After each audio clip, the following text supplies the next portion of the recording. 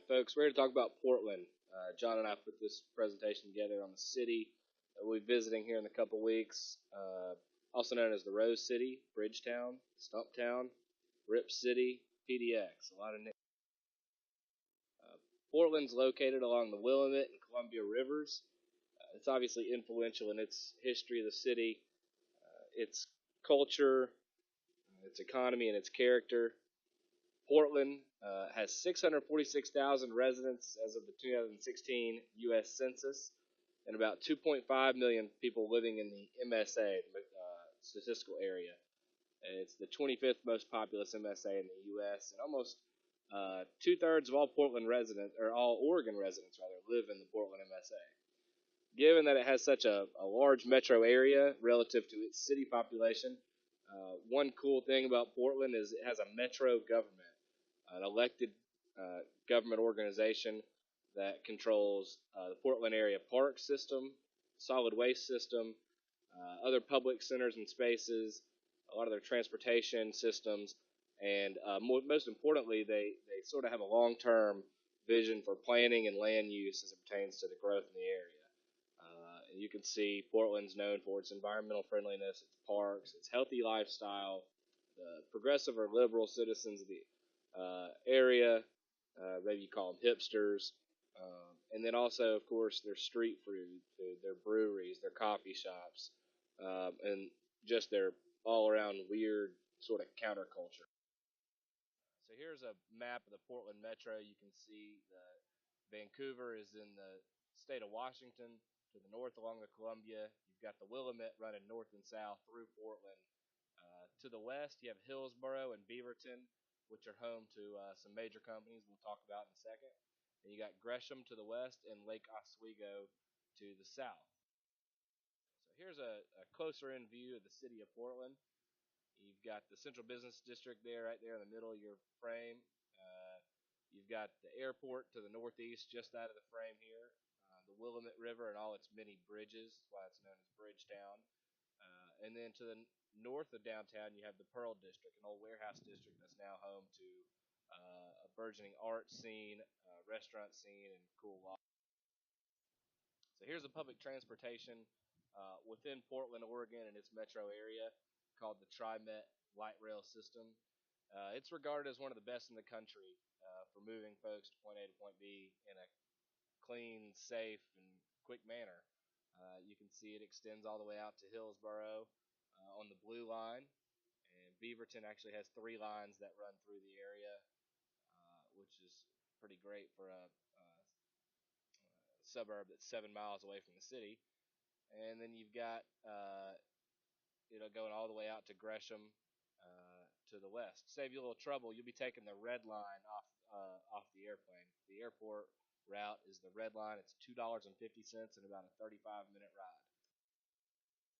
So here's Portland's top employers. Number one is Intel, which is not headquartered there, but has a huge presence. Nike, in fact, is the largest headquarters in the state of Oregon and Portland. And the other Fortune 500 company that calls Portland home is Precision Castparts, number 4 on this list. So here you can see three main industries. You got tech, the metals or steel, kind of an industrial sector, and then the sports and footwear industry. So Forbes recently ranked Portland as the third best U.S. metro for business and career. It's a great city to locate a business. A great metro area, as you can tell. A lot of these employers are located outside the city, but within the MSA. So a few of these companies that we mentioned, and one of the biggest economic drivers of the city is its sportswear, footwear, and apparel industry. You've got Nike with a 1.3 million square foot headquarters in Beaverton. That's a world campus that houses nearly 9,000 full-time employees. Adidas, conversely, has 1,200 employees in their Adidas Village, which spans 11 acres in the city of Portland. They're both adding employees. You can see Under Armour's set to open this summer, a 70,000 square foot office for their footwear and outdoor employees to kind of join in on that agglomeration of firms. And then Columbia, which was founded and also located in the Portland area just outside of Beaverton. The other main drivers we mentioned is their technology economy. So they call it Silicon Forest, kind of a play on Silicon Valley. As you can see, Intel has a massive campus in Portland and employs over 19,000 people. It's also big for software developers, over 10,000 jobs in that sector. Um, and there's also lots of satellite offices of major tech companies that are founded elsewhere. So you have Google, Airbnb, eBay, Salesforce.com, just to name a few, that also have locations in Portland and large offices there. Other economic drivers, we mentioned the metals, industrial, steel presence there. Healthcare system is huge. You got over 40,000 employees in the healthcare industry in the Portland area.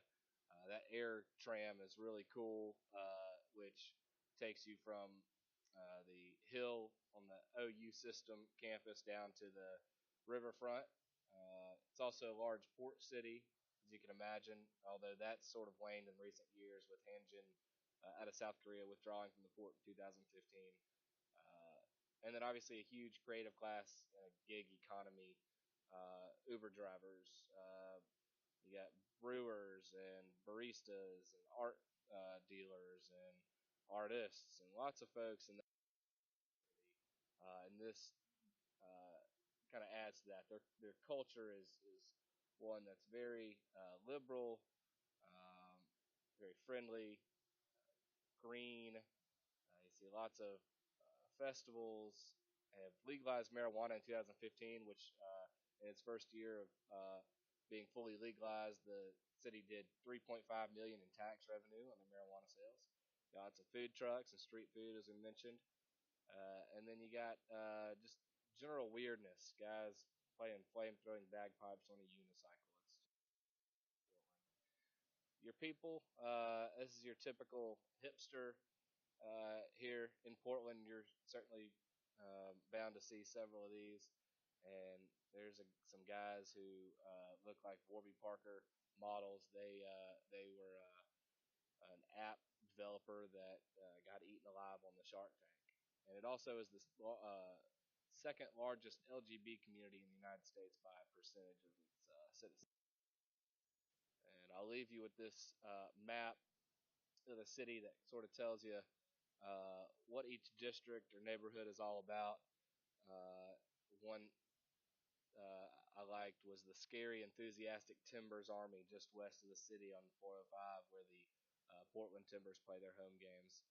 They've sold out 100 straight games and have maybe the most rabid following of fans in the MLS. So lots of hippies, lots of interesting folks we're sure to see, and you may pause this page and look around and make sure you got your bearings straight before we head out to Portland. It should be fun, and we'll be happy to answer any questions you guys have, and we'll look forward to seeing you in a couple weeks.